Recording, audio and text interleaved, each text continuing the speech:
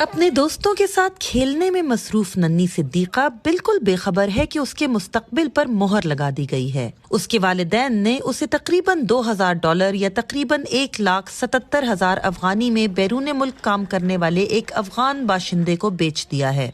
और सिर्फ वही नहीं, ये छोटी सी लड़की, ये छोटी बच्ची और ये छोटी बच्ची सब बिक चुकी हैं, और ये छोटी बच्ची भी फरोख्त के लिए दस्तयाब है। ज्यादातर बच्चियां जिनसे हमारी मुलाकात इस कैंप में हुई, जो सब 10 साल से कम उम्र की लगती हैं, वो या तो पहले ही किसी खरीदार को बेच दी गई हैं या उनके वालिदैन खरीदार की तलाश में हैं।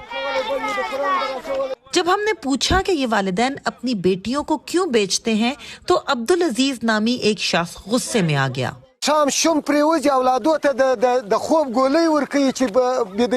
हम अपने बच्चों को नींद की गोलियां देते हैं क्योंकि वो रोते हैं और खाना मांगते हैं।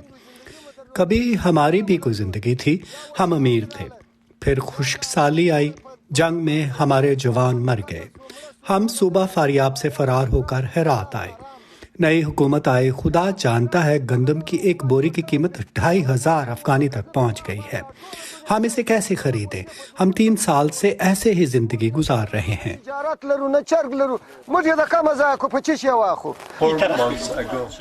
वालिदैन कहते हैं कि वो एक बच्चा बेच देते हैं ताकि बाकी बच्चों को भूख से बचाया जा सके। जंग और तवील खुश्क साली ने अफगानिस्तान को पहले ही तबाह कर दिया था। मुल्की मईशत का ज्यादातर इन्हसार गैर मुल्की फंडिंग पर था। 6 माह कबल जब तालिबान ने अस्करी ताकत के जरिए मुल्क पर कब्जा किया, तो अफगानिस्तान को मिलने वाली बैनुल अक़वामी माली इमदाद खत्म हो गई। इसके बाद अफगान मईशत के जवाल ने माली परेशानियों को बढ़ा दिया। 90% अफगान शहरियों की रोजाना की कमाई 200 अफगानी से भी कम है। मुल्क की तकरीबन निस्फ आबादी को शदीद भूख का सामना है। 10 लाख बच्चों को शदीद ग़िज़ाई क़िल्लत का सामना है।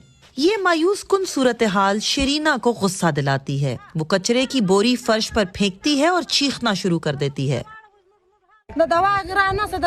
हमारे पास दवाइयों के लिए पैसे नहीं हैं, अपने बच्चों के लिए खाना नहीं है। इस खौफनाक सर्दी में हम इन पत्थरों पर रह रहे हैं। गर्म रखने के लिए आग तक नहीं है। मेरा बेटा अभी ये कचरा चुनकर लाया है।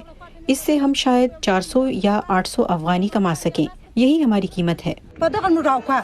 सिद्दीका के वालिद का कहना है कि बालिग होने पर उनकी बेटी की शादी खरीदार के बेटे से हो जाएगी, लेकिन वो ये तस्लीम करते हैं कि एक बार फरोख्त होने के बाद खरीदार ही उसकी जिंदगी को कंट्रोल करेगा। वो इसे किसी और को भी बेच सकता है। वो अभी छोटी है, वो कुछ नहीं जानती। अब वो उनकी है, वो इसके साथ जैसा सलूक चाहे कर सकते हैं। हमने ऐसा किया क्योंकि इसके सिवा हमारे पास कोई चारा नहीं था। हम नहीं जानते कि इसके मुस्तकबिल में क्या लिखा है। जब वो हमसे बात कर रहा था, उस वक्त भी हमारे आसपास मौजूद लोग हमारी बात काटने लगे। वो पूछते, हमारे पास कुछ नहीं है, हम क्या करें? फिर एक औरत ने गुस्से और मायूसी में हमसे कहा, हम अपने बच्चों को जानवरों की तरह बेच देते हैं। आयशा तंजीम, VOA न्यूज़, हेरात, अफगानिस्तान।